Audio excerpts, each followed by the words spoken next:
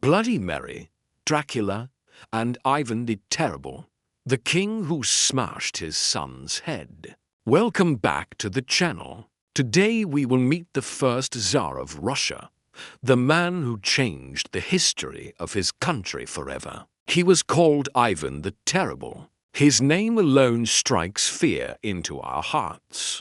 But what if I told you that all those stories about his brutality are nothing but a carefully crafted lie? What if there's more to Ivan IV than meets the eye? And how did this ruthless tyrant murder his only son? Stay tuned. It's gonna be a wild ride. In 1533, at the age of 3, Ivan became the ruler of Russia.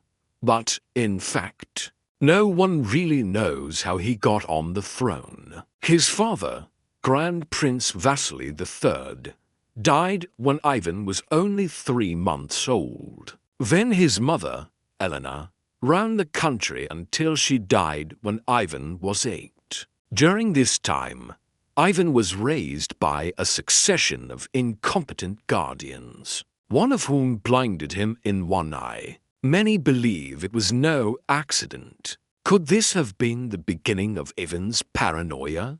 Maybe. During his early rule, Ivan demonstrated brilliant political genius, instituting sweeping changes in legislation, education, and land reform. But then he married his cousin Anastasia and had 2 children with her. Their marriage was unhappy, and Anastasia died under mysterious circumstances. Rumors spread that Ivan had poisoned her. Paranoia plagued Ivan for the rest of his life. He started seeing enemies everywhere. Was he right to feel that way? Well, let's ask history. First, let's take a look at what happened in the country. Russia was doing well economically, but it was constantly at war with Lithuania, Sweden, Poland, and Crimea. The boyars, Russian nobility, opposed many of Ivan's policies and wanted him dead.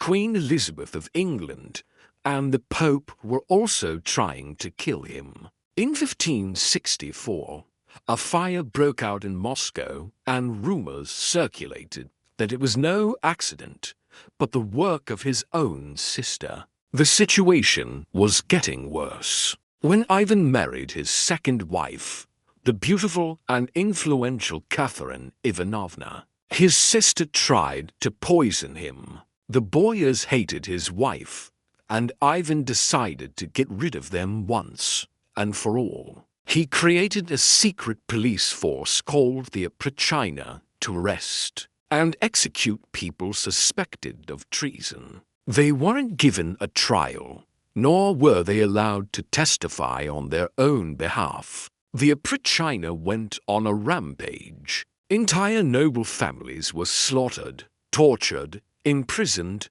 and exiled. Cities were razed to the ground. Men, women, and children burned alive, crucified, or drowned. By 1566, Ivan the Terrible became the most hated and feared monarch in Europe.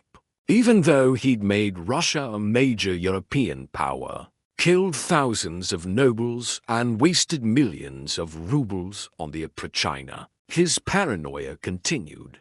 His new wife bore him a son, and this should have made him happy. After all, he'd always wanted an heir.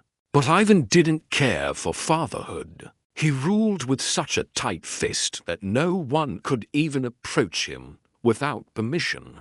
One has to wonder, why? Why was he so afraid? Why did he need so much power? Why couldn't he trust anyone? Why? Because his childhood was hell. No one loved him. He never felt safe. His mother died when he was 8. His sister tried to kill him. His advisors were scheming to take the throne. But despite all this, Ivan the Terrible managed to become the most powerful ruler in Russia. When his son was born, He thought that finally something good had happened to him. He named him Ivan, too. We will call him Ivan the Younger, or Tsarevich. Unlike his father, the young man was handsome, charming, and intelligent. He led successful military campaigns and enjoyed the adoration of his people. But Ivan the Terrible despised his son because he reminded him of his own lost youth. Ivan the Younger was a link to his past. A part of the young prince's soul belonged to another era, an era of kindness, joy, and hope, everything that Ivan IV had never experienced. So naturally, he was jealous of his son. A few years before the terrible incident, the king ordered the construction of a magnificent palace. There were only two requirements. First, every room must have a window overlooking the courtyard, so he wouldn't feel trapped. Second, he wanted the walls to be soundproof so he could scream and make as much noise as he wanted, and no one could hear him. Obviously, the architect took these instructions literally. Only there was one room without a window, a small chamber where the king kept his weapons and his scepter. One day in 1581, Ivan the Terrible invited his son and future daughter-in-law to inspect the palace. He showed them around, pointing out the beautiful courtyards, lush gardens, and exquisite interiors. Then they arrived at the weapons room. It was dark and damp. The windows were boarded up and a thick layer of dust covered everything. As they walked inside, Ivan the Terrible picked up his favorite scepter. It was made of metal, very heavy and very sharp. Suddenly, Ivan noticed his future daughter-in-law. Her name was Yelena. She was young, beautiful, pregnant, and perhaps a little naive. She wore a low-cut dress that exposed her shoulders and some of her chest. The king had never seen such a beautiful woman, and he got carried away. You know, history is full of terrible men who abuse their power, and this is one of the worst cases of that. Ivan the Terrible, the king of Russia, grabbed Yelena and started kissing her roughly. She cried out in horror. This was outrageous. How could the king do this to his son's fiancée? But Ivan wasn't done yet. He pulled her dress up even higher and pinched her breast hard. She screamed in pain. The king had gone too far this time. At that moment, Ivan the Younger entered the room. He couldn't believe his eyes. His father, the great and terrible king, was assaulting his fiancée. Ivan the Younger stepped forward and shouted, "Stop it, father!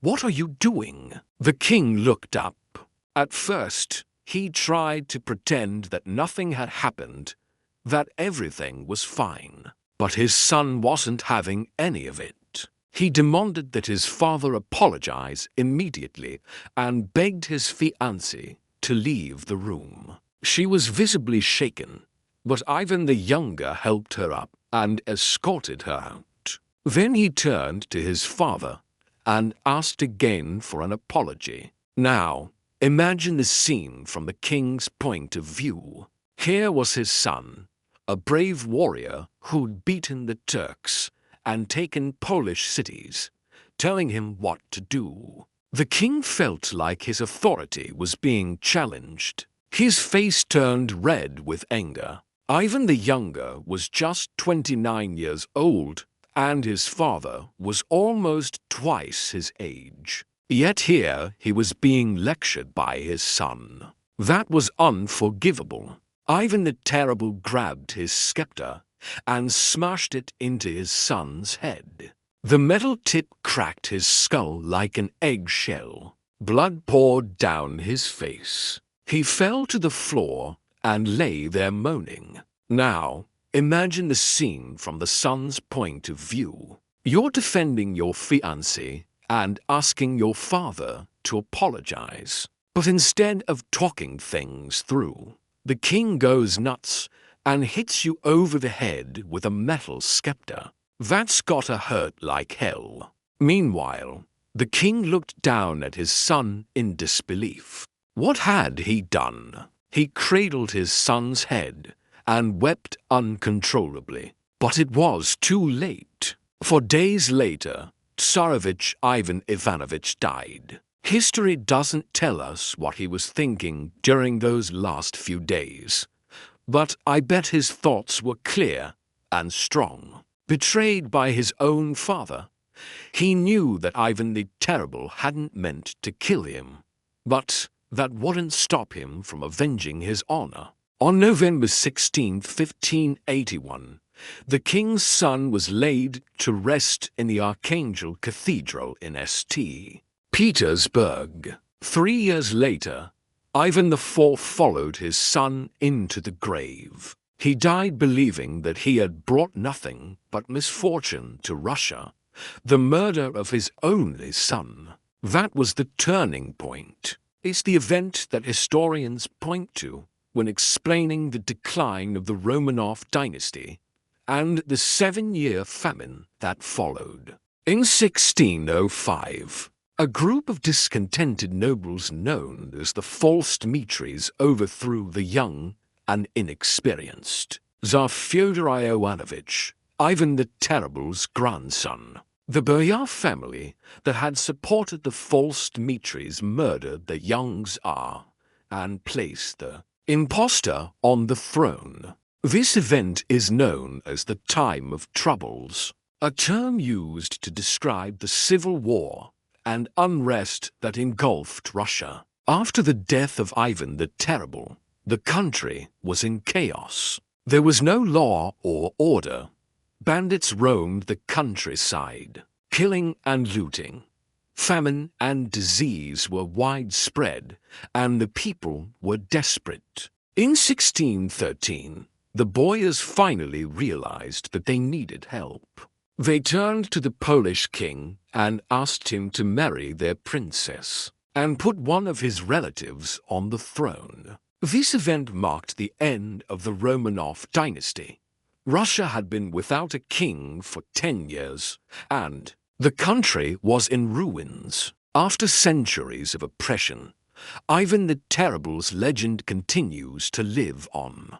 Famous works of art depict him striking his son's head, even though no one knows if it's true. The story of his brutality has captured the imagination of millions. People still debate whether Ivan the Terrible was a paranoid tyrant or a misunderstood reformer. We may never know the truth, but one thing is certain: his name will live on in infamy. Some historians say that the story of the murder is a fabrication, a piece of Polish propaganda designed to demonize the Tsar and weaken the Russian state. But whether a literal truth or a powerful legend, the story of the murder perfectly encapsulates Ivan's unpredictable and violent nature. The fact that his son was the most likely person to control his father's rage makes his murder an act of self-destruction for the Tsar. So what do you think? Was Ivan the Terrible a misunderstood hero or an evil villain? Let me know in the comments below. Thanks for watching. Remember to like and subscribe. See you next time.